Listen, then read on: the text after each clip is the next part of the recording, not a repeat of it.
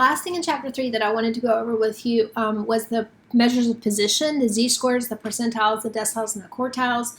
Just to do a very quick review on that. Z-scores should be totally fine because we've done z-scores in a lot of chapters since chapter 3.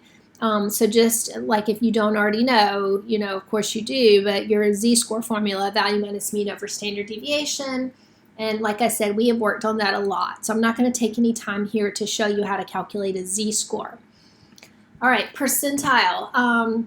We've got the number of values below x plus 0.5 over the total number of values times 100. So again, if you're keeping a formula sheet somewhere, be sure that you jot that formula down so that you can get to that formula if you need it. All right, I'll show you a quick example of how to use that. Example would be something like this. The following temperatures were recorded in Pasadena for a week in April. We'll just do one of these. Find the percentile rank of a temperature of 86. So I need to go through and figure out how many values are less than 86.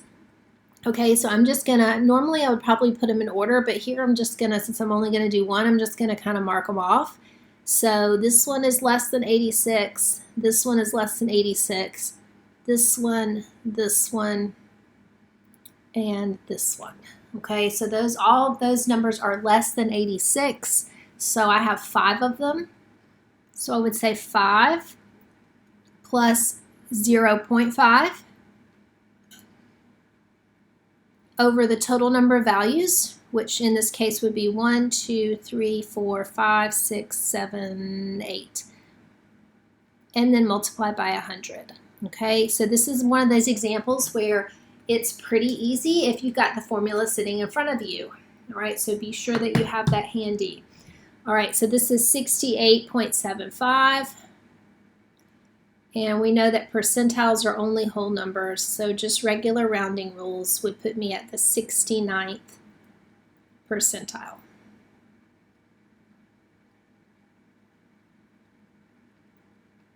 All right, so remember that we have 2 formulas for percentiles. That's one of them.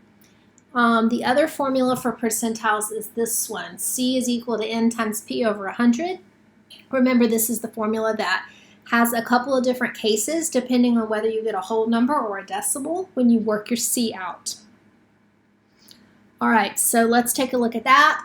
Same kind of problem. Find the temperature that corresponds to the 60th percentile.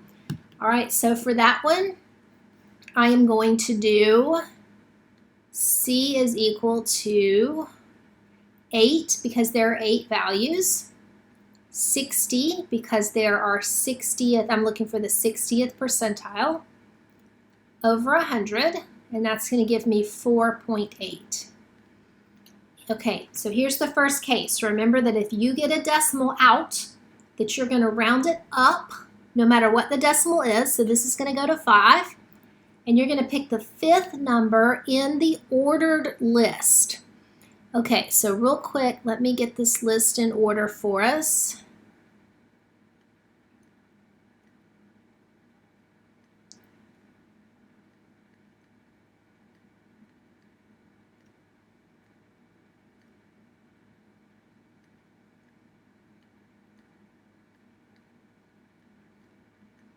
All right, and I need the 5th number, so 1, 2, 3, 4. Here's the 5th number, it's 85. Okay, all right, second part, find the temperature that corresponds to the 25th percentile.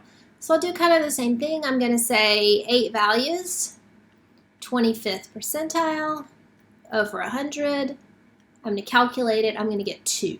All right, so remember that if you get a whole number, that you are then going to go between that one and the next one.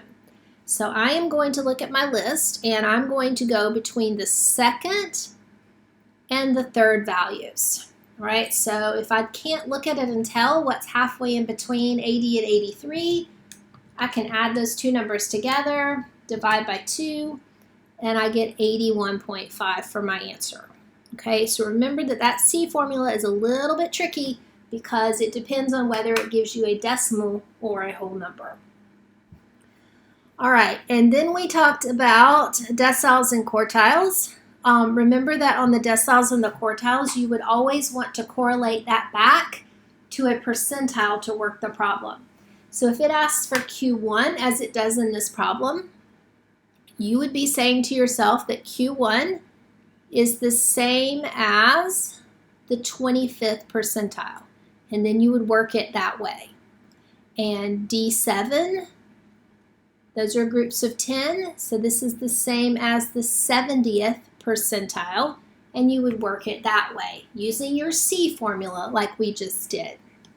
Okay, and then the last thing I want you to just kind of remember is the steps for outliers. Make sure that you have this jotted down in your notes somewhere so that you can reference those steps if you need to.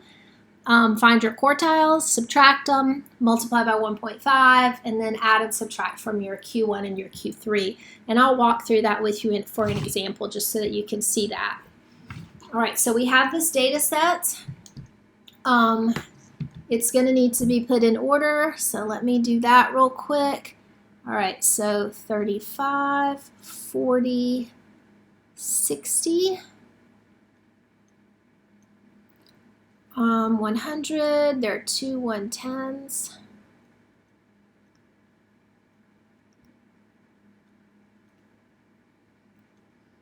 We've got a 120, a 140, nope, a 130.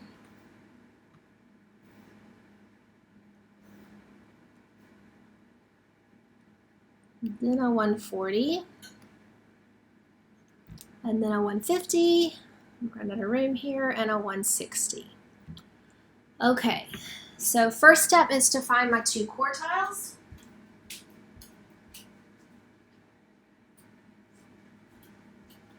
All right, so remembering that Q1 is the 25th percentile, to find Q1, I am going to take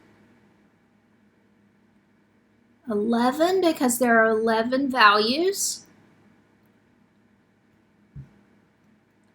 Multiply by 25 and divide by 100. All right, so 11 times 25 divided by 100 is 2.75,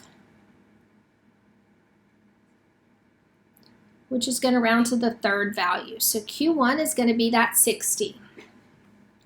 All right, Q3, I'm going to do 11 times 75 over 100. That's going to give me 8.25, which again rounds up to 9. So I'm going to count over for the 9th value. That's going to be this 140 right here. All right, next step is to subtract the Q3 and the Q1. So I'm going to say 140 minus 60. That's going to give me 80. Third step is to take that number and multiply it by 1.5. So that's going to be 120. All right, and then the last step is to add that number to Q3. So I'm going to do Q3 plus 120. So that's going to be 140 plus 120 makes 260. And then subtract that number from Q1. So 60 minus 120 is negative 60.